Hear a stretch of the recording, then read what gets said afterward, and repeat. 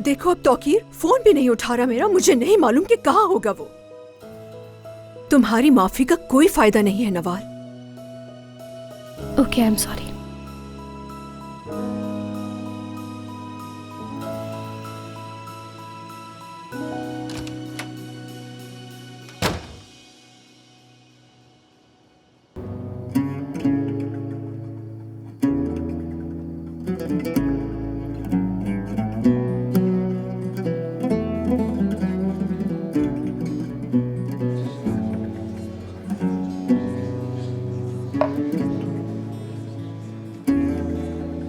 मैंने ही जिद की थी, मैं ही चाहता था कि हम इसे एक खानदान की तरह हल करें, समझती हो?